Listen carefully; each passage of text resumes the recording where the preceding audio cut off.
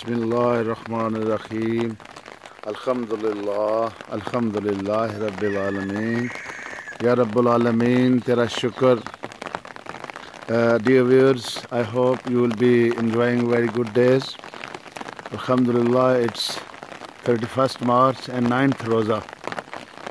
First Ashra is about to be completed and it's raining outside. Alhamdulillah, what a lovely scene. What a lovely scene. Alhamdulillah, Alhamdulillah. This rainy season, I hope perhaps it will be the last raining of spring.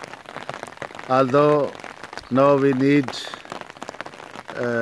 sunlight, we need no more rains, but Allah Almighty knows very well what is in our favor, and He is blessing us, His blessings through rains. All the plants are safe, Alhamdulillah.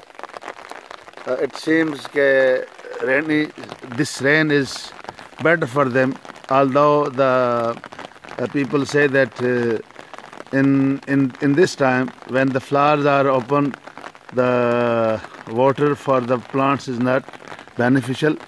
But this rain, it seems it is beneficial for them. Look at the flowers, they are safe. Alhamdulillah, Alhamdulillah. So we can say that Almighty Allah,